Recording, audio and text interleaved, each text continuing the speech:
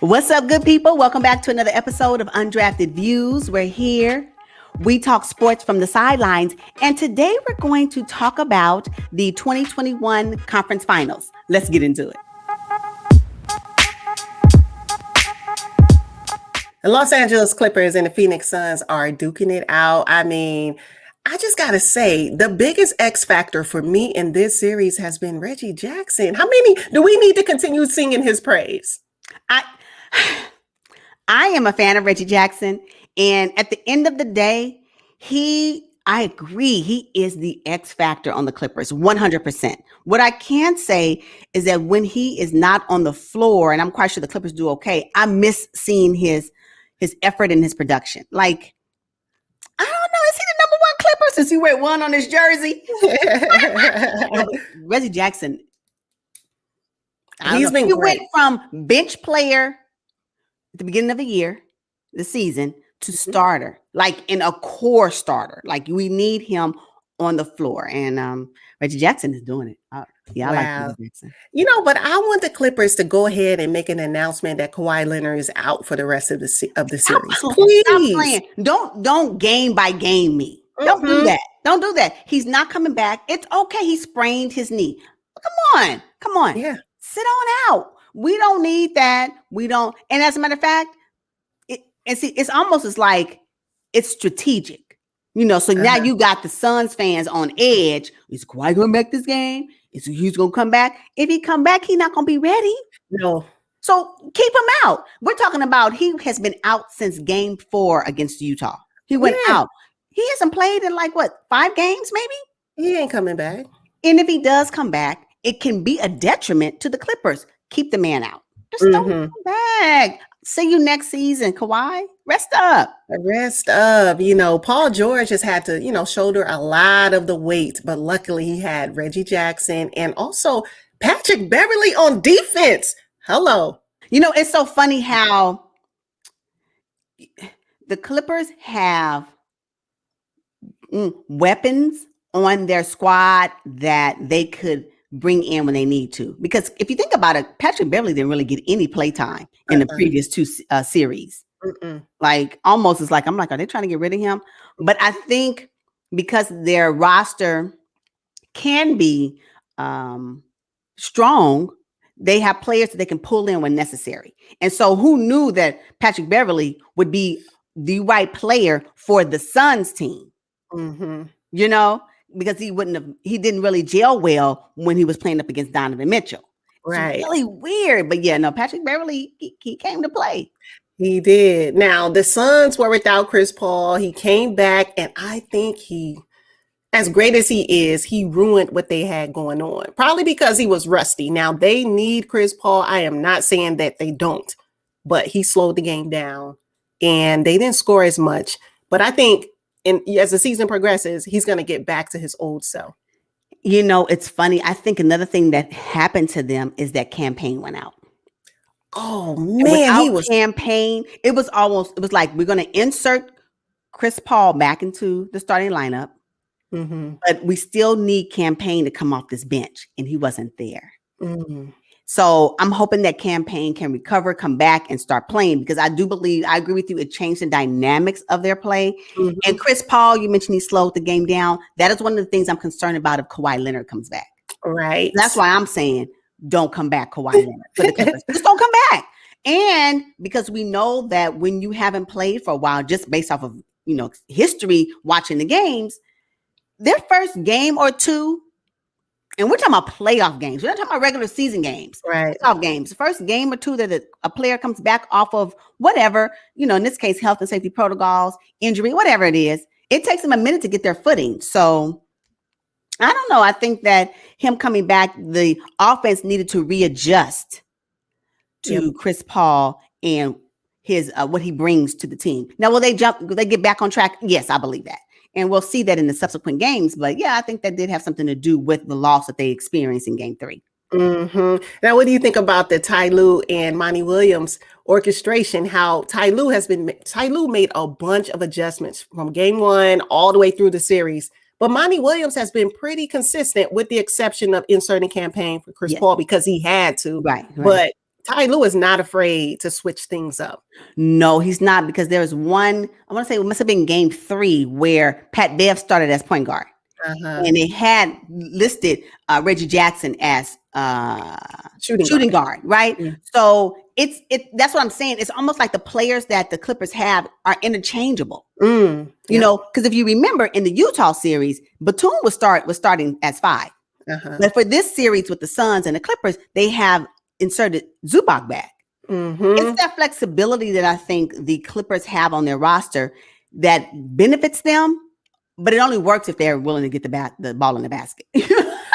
Basically. But overall, because of the flexibility that the players have on the Clippers, I think it is to their advantage, especially since Ty Lue has, I think, figured out a creative way to play them.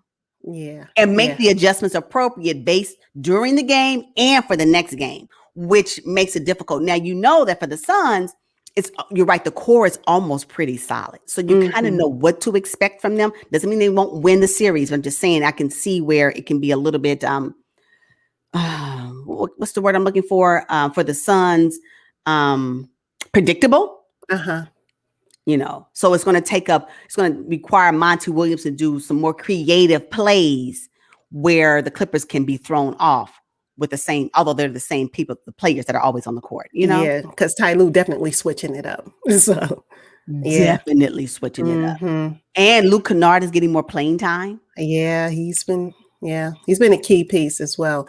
Now, playoff Rondo, I mean, they brought him here for this moment right here. Maybe even this series. You got Chris Paul, an old vet, Rondo, an old vet. You would think we would see more of them going head to head. I haven't seen much. And I don't think we will. I don't think they expected Reggie Jackson to be Pistons Reggie Jackson. Early Pistons. I don't think they expected that. They didn't know. And it's funny because I read somewhere that, or I heard somewhere, because I listen to a lot of things and read a lot of things, that when they brought in Boogie Cousins, he knew that he was coming in and he would probably never play. Just getting on the championship train, I guess. You know, but sometimes they put him in. They may need him. I don't know. But he knew that going in. I wonder if that same sentiment was set for Rondo. I mean, but the thing is, basically Rondo bamboozled Atlanta just to get to Los Angeles. I don't know if he would give up that key role, especially how well Atlanta is playing for the most part, just to come to the Clippers and not even play. I know. I think that was his way to get more money. Oh, okay. Yeah. So he left the Los Angeles Lakers because, again, if I believe it, the Atlanta Hawks paid him a little bit more than probably what the Los Angeles Lakers would be able to do. And he got his extra coin.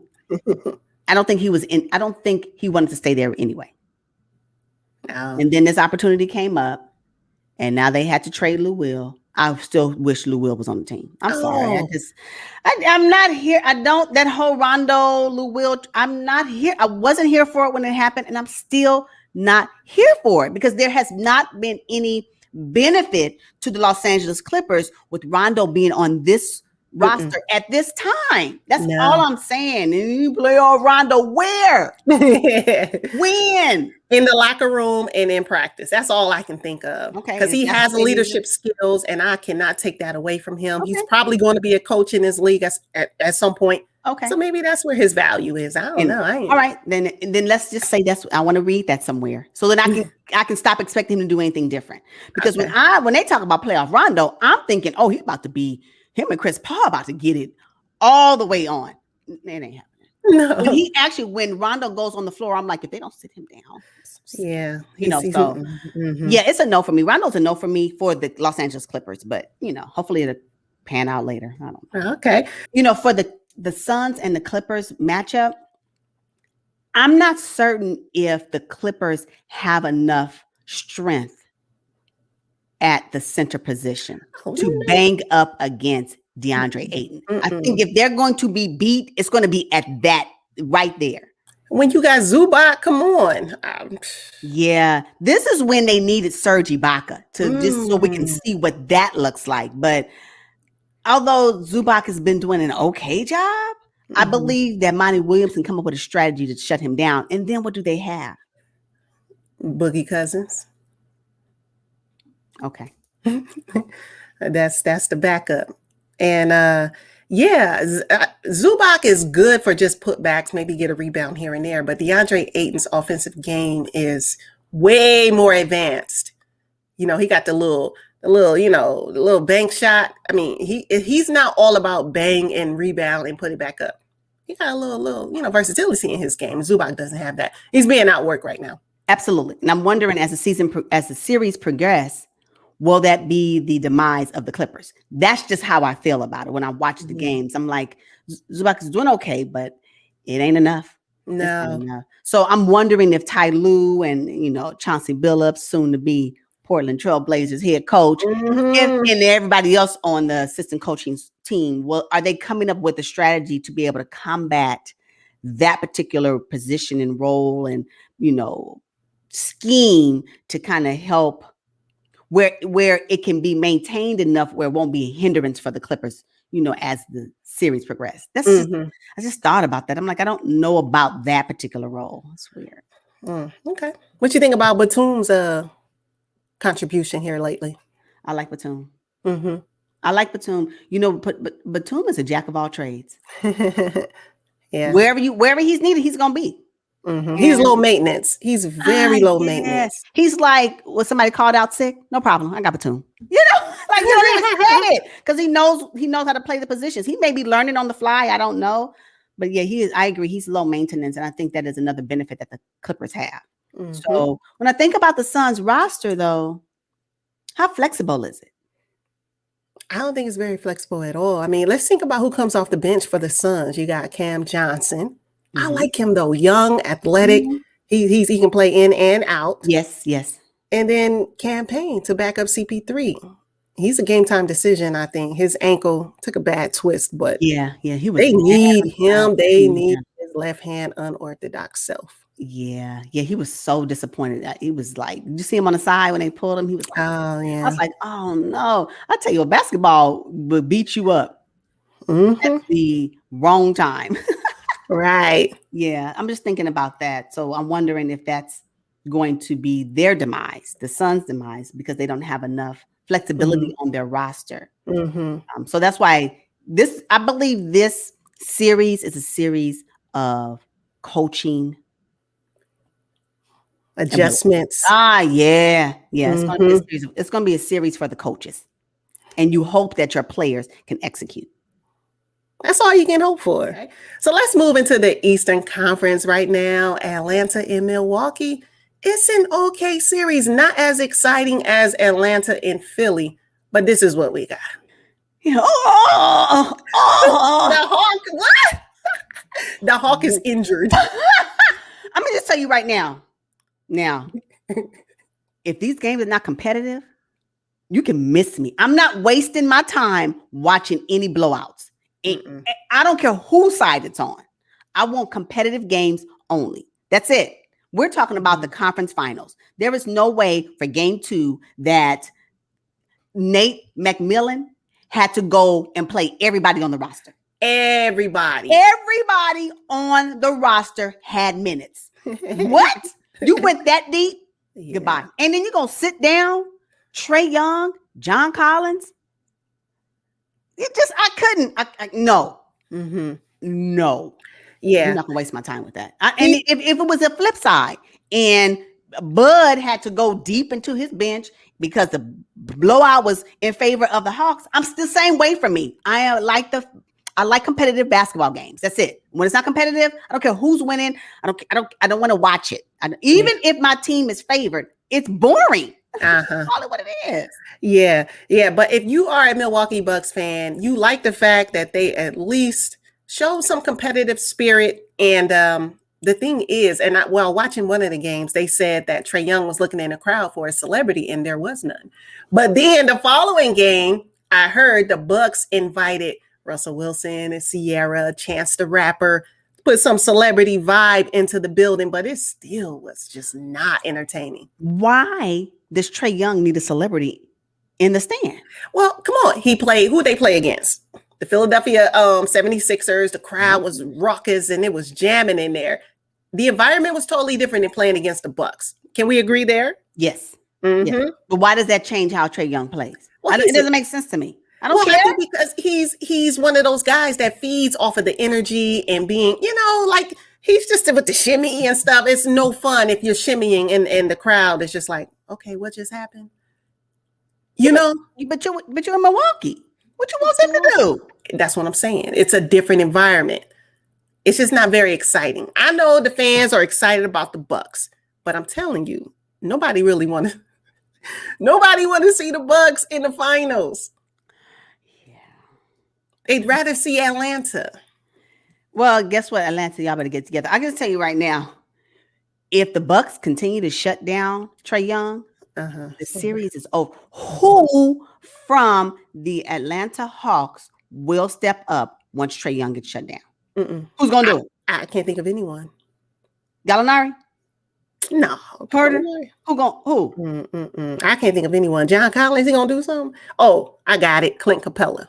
Somebody got to get him the ball. That's the thing, though. They need a playmaker. Who? So there is nobody else that Nate McMillan can say, okay, you know what, Trae, I'm just going to, just for a minute. He's not going to, Nate McMillan can't do a Ty Lue? No, come on in. I'm going to see him put somebody else in. No, they're not versatile at all. Everybody is set in their role. So, yeah. And meanwhile, Drew Holiday is killing them. Meanwhile, Giannis is doing whirlwind spins. Did you? Yeah. I said, okay. Meanwhile, I can't. What? So, again, Hawks, you expect to come out of this series, I'm going to need somebody else to step it up. Yeah. Who's going to do it? Because if they truly figured out a way to shut Trae Young down, it's over. Yeah. It's true. And the Bucks will be in the NBA Finals, and I don't know who they're going to face. It's another thing that's funny, and I read that where the Hawks are actually asking the league to look into Giannis's time at the free throw line. They need to, because it is too much. Everybody has their ritual, but he's up there at least. I'm no kidding. Seriously, about 22 seconds. Absolutely. And, you know what? And I don't know. There was this one clip where James Harden was like, I know.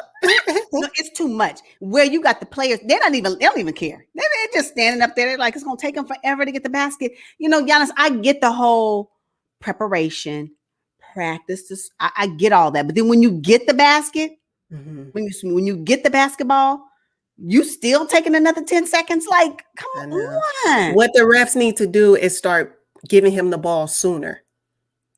He goes through that whole ritual. That's 10 seconds. And then they give him the ball. They've been very patient. They're going to have to fix that, especially when they go to Atlanta.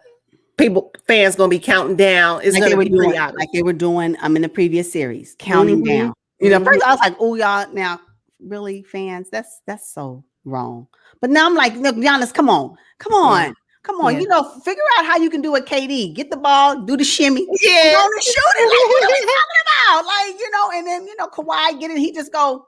I mean, it's almost like he's in practice. Yeah. This is middle of the game. The other players are getting cold because you're taking forever at the free throw line. I can't stand it slows down. Then when I get up, I may want to go get a snack. Like, just come on. I know. Yeah. Okay. All right, you guys, we are going to wrap up this episode. Make sure you drop down in the comments and let us know what you think about this. And we will see you guys on the next one. But until then, peace. Peace, y'all.